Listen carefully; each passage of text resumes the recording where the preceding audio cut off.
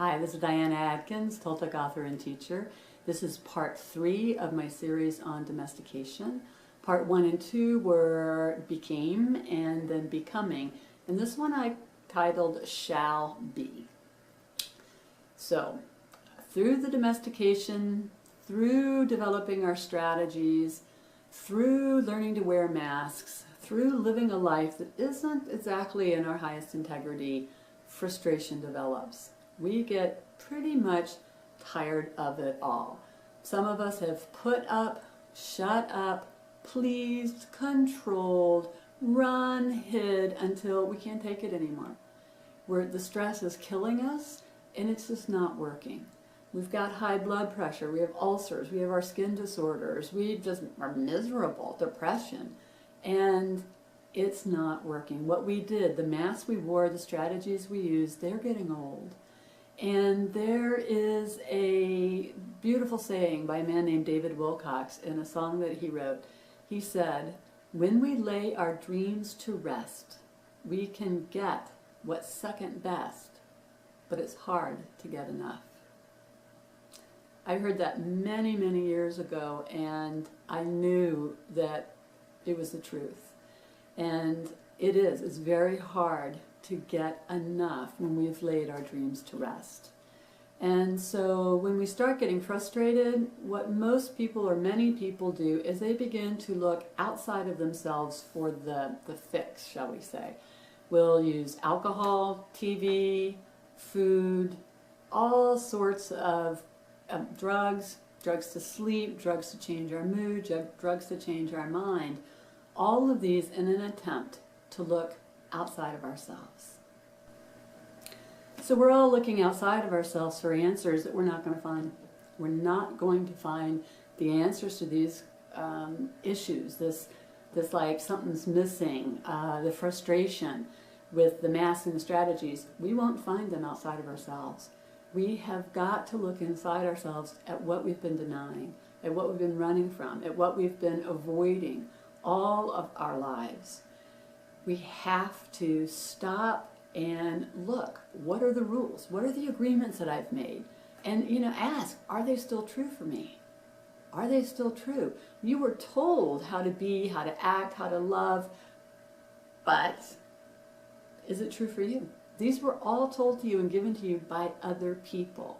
And that's okay. I mean, again, it's domestication. They were doing the best they could do, but it might not be true for you. And all of the things that you held on to, that you've done for, to gain love and acceptance, they might be getting really, really, really old.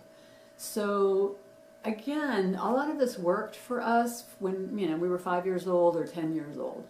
But at 18 or 30 or 50 or 60, it stops working. It doesn't work anymore. All of the strategies, all the tools to get the love and acceptance from outside of ourselves meant that we're not even close to getting it inside of us. And at those ages, at 5 and 10, we just agreed. We bought the story because we didn't have any other choice. Well, I've got news for you. At 18, 30, 50, or 60, you have choice. You just don't know that you have choice yet. So one of the things I love to say is you can't change what you can't see. It's absolutely true. You can't change it. You cannot change what you can't see.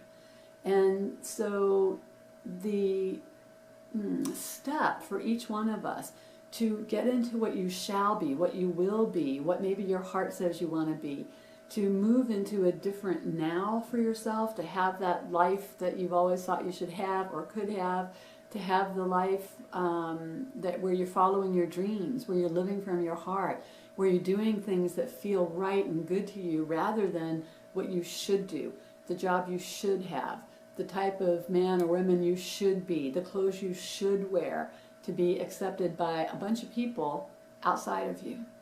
One of the sad parts about this is as we look outside of ourselves for that love and acceptance, what we're doing is actually rejecting our own selves.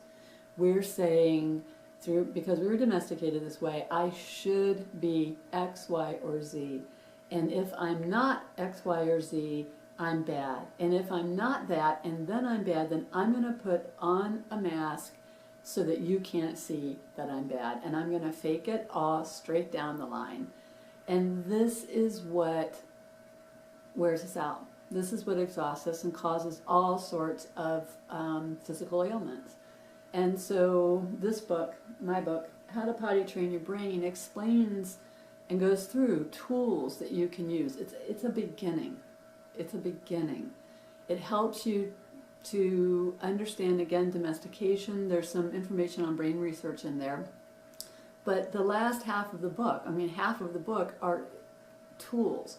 Tools that you can use to potty train your brain, to get yourself back on track, to rewire, rework, reframe your domestication, and to start to understand the process of how your thoughts got buried, what dreams, are in there that are still buried alive, and tools and steps that you can use to move yourself forward, to move yourself out, to basically save your life.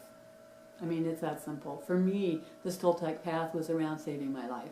I mean, I was pretty, rebellious and all of that, and, to start with, but I hadn't done this work at that point.